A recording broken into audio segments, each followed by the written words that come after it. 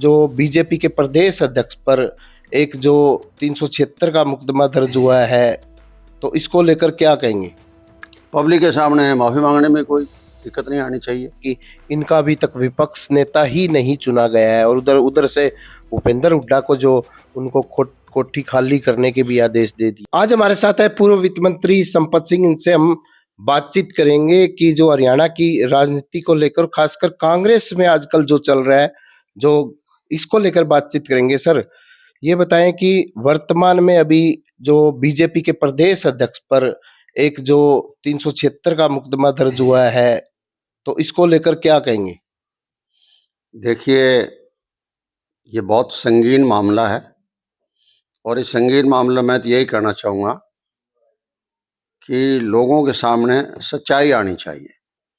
ऐसे अधिकारियों की ड्यूटी लगाई जाए जो सच्चाई निकाल कर ले आए। मैं नहीं कह सकता आज उनको दोषी नहीं ठहरा सकता, न मैं उनको निर्दोष कह सकता।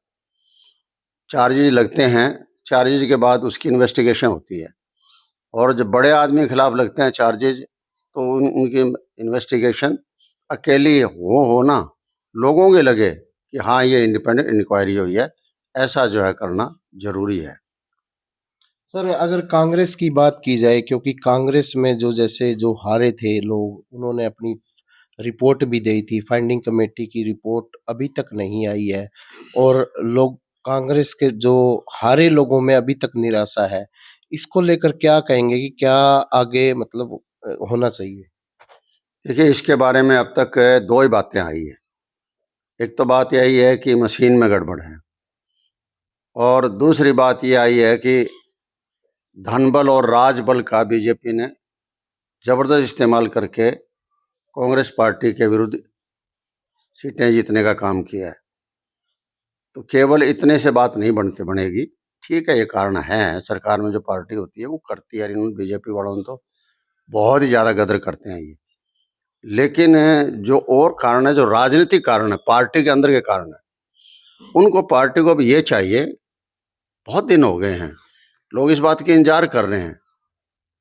ऐसे लोगों को तो पता है इंतजार क्या कर रहे हैं, पार्टी के मुख से सुनना चाहते हैं। लोगों को सबको पता है कि हार के क्या कारण बने हैं, क्योंकि इस बार जितना जोश था, कांग्रेस पार्टी के प्रति जो लगाव था, बहुत जबरदस्त था। और चुनाव की जो टिकटें घोषणा हुई थी उससे पहले हर जाति कांग्रेस पार्टी से जुड़ी हुई थी। कोई ऐसा समीकरण नजर नहीं आ रहा था कि कांग्रेस पार्टी की 2/3 मेजोरिटी नहीं आएगी, बिल्कुल आ रहा था ऐसा। तो ये जो हालात बदले हैं, पहले हालात तो बदले टिकटों की घोषणा के बाद और दूसरे हालात बदले चुनाव प्रचार के दौरान की बात। कई ऐसी चीजें सामने आई है। तो अब पार्टी को इन बातों से मुंह नहीं मोड़ना चाहिए।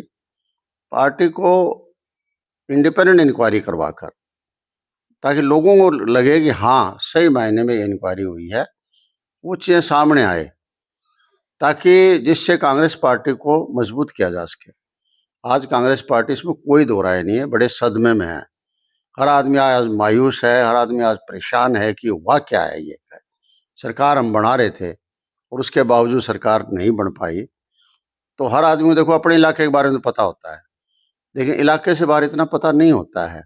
हिसार का तो सबको पता है, जैसे मान लो हिसार अपना है और दूसरे जिलों के अंदर है वो उनके लोगों को पता है। लेकिन स्टेट लेवल पर जो कुछ ये सारा हुआ है, इसको बारीकी से देखना चाहिए, कहाँ कहाँ क्या क्या नुकसान हुआ। इंडिपेंडेंट कैंडिडेट्स थे, उनने क्या नुकसान कराया हमारा। इसी तरह के जो हमारे कैंडिडेट्स की छवि थी, उन्होंने हमारा क्या नुकसान कराया या फ़ायदा कराया।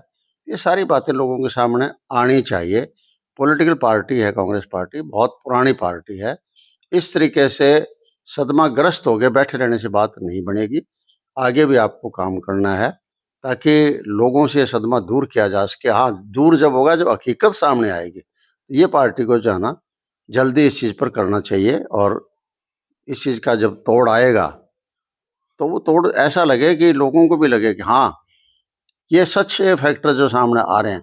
अब आज हम मतलब खाम खाएंगे इधर उधर की बातें करते रहेंगे तो फिर नुकसान बहुत भारी हो जाएगा। आगे भी स्टेटों के चुनाव होने हैं। हरियाणा पर देश के हर आदमी ने नज़र लगा रखी थी कि हरियाणा में कांग्रेस पार्टी थम्बिंग मेजोरिटी से बनेगी और उसका सारा असर देश में आएगा, क्योंकि दिल्ली से चलती है राजनीति। और दिल्ली के सबसे नज़दीक है हरियाणा है। आज नहीं है, शुरू से हरियाणा बहुत हरियाणा का मामला चलता रहा राजनीतिक तौर के ऊपर। जो हरियाणा दिशा देता है तो वो सारे देश के अंदर वो दिशा चल पड़ती है। इसलिए ये दिशा जो है देश इस बार नहीं हो पाई है, तो लेकिन उसको सुधारना तो पड़ेगा ना भाई, अकेला बैठे रहने से काम नहीं चलेगा। इसलिए मैं पार्टी हाईकमांड को भी कहना चाहता हूँ, स्टेट लीडरशिप को कहना चाहता हूँ कि आप सब मिलके इसका खुला वर्णन करें, जिससे जो गलतियां हुई वो बताए। क्या दिक्कत है इसमें किसी को बताने में? और पब्लिक के सामने माफ़ी मांगने में कोई दिक्कत नहीं आनी चाहिए, लेकिन सच्चाई आनी चाहिए लोगों के सामने। ले हाँ भैया, ये मेरे से गलती हुई, ये मेरे से वजह से गलती से 2 सीटें ये चली गई, मेरी गलती से 5 सीटें चली गई। जो जिन लोगों ने गलतियां की है उनको सामने आना चाहिए और आके जो है पब्लिक के सामने बताए, ताकि पार्टी को उठाया जा सके।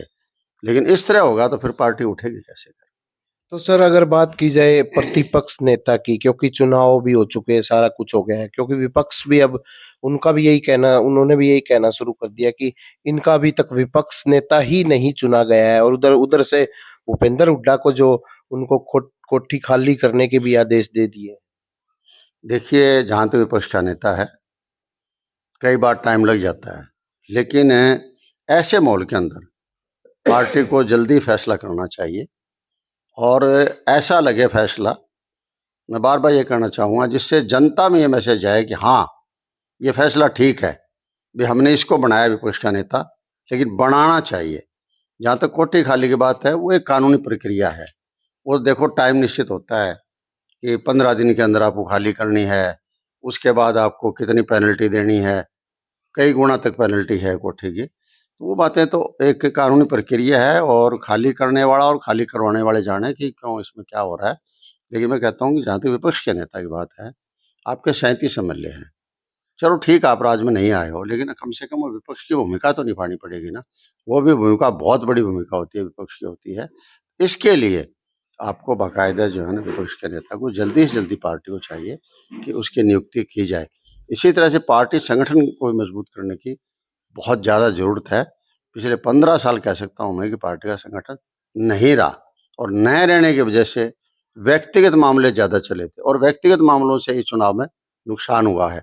व्यक्ति विशेष आगे रखते गए अपने आप को, और आगे रखते रहे तो उससे बात नहीं। उससे क्या हुआ कि धीरे-धीरे जो है ये चुनाव भी जो है जातीय रंग लेता गया और होते-होते काफ़ी खराब हो गया था। इसलिए चाहिए ये कि संगठन जल्दी से जल्दी बन जाए, जिसमें सभी जातियों का, सभी धर्मों का, सभी इलाकों को प्रतिनिधित्व दिया जाए और उनकी ज़िम्मेदारियाँ डाली जाए। तो ये थे पूर्व वित्त मंत्री संपत सिंह। इनका साफ तौर से कहना था कि आज हरियाणा प्रदेश में संगठन बनाने की काफी जरूरत है, और जो चुनाव का माहौल में जिन जिन नेताओं ने अपनी गलती की है तो उसमें माफी मांगनी चाहिए। साथ के साथ इन्होंने हाईकमान से भी अपील की है, जो फाइंडिंग कमेटी की रिपोर्ट है जल्द से जल्द लोगों के सामने आनी चाहिए। प्रवीण कुमार, हरियाणा तक, हिसार।